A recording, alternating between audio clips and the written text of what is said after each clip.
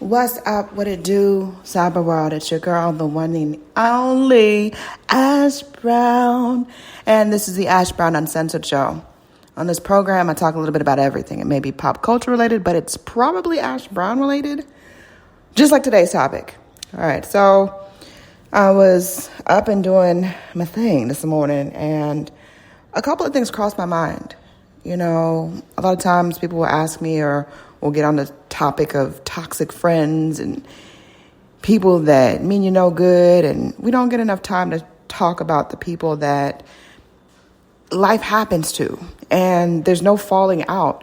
You're just in different places in your life, different interests, careers, travel, relocation, children, marriage.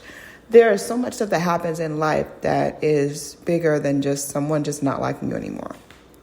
And I'm going to highlight one of my childhood best friends. It was this girl named Vicky. I'm not going to say her last name just in case, you know what I'm saying? I don't put her out there like that.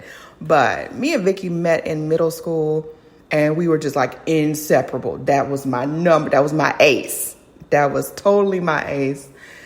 And everything, all the little boys that was trying to talk and holler and all that stuff, you know, she was my resource to go to. Like, look, Vicky, this is what he said. What you think I should reply with? What should be that reply? And vice versa.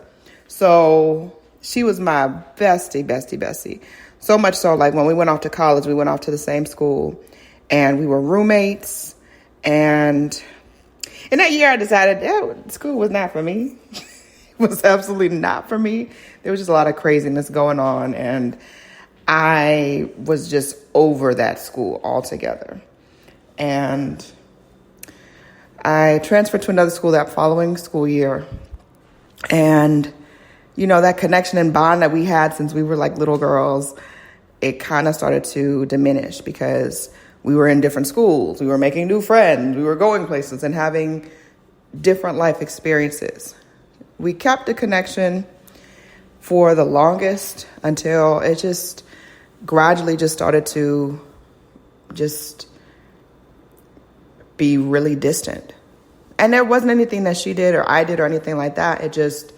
We just kind of had distance between us, and we didn't talk as often, and we didn't see each other as often. And then it came to like a standstill to where it's like I had careers and stuff going on with me, and she had stuff going on with her, and we didn't hang out anymore. It wasn't anything negative. It just happened. And it really goes to show you when people really have your back when you're going through. So in 2013, when my mom passed, I must have posted something online about it or something, or very kind of ambiguous, and she immediately picked up on it. She picked up on it and was like, hey, what's going on? What happened? Blah, blah, blah. And, you know, I shared it with her, and, you know, she, gave her condolences and stuff and was like, look, let me know when the service is. Me and my mom, we're going to come through. And them just being there, it meant so much. It meant so very much because they both knew my mom very well. And I don't think I really got a chance to really talk with her after it because there was so much stuff going on. I was dealing with the Army stuff and everything like that. But that really meant a lot that they came through because they didn't have to. I'm sure there was 10 million other things that they could have been involved with and gotten into and went to and whatever. But the fact that they took time out of their schedule to be a part of the send-off for my mom was really huge and big.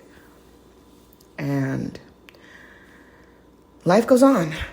But it just goes to show not everybody that you're not necessarily in immediate contact with is an enemy, a frenemy.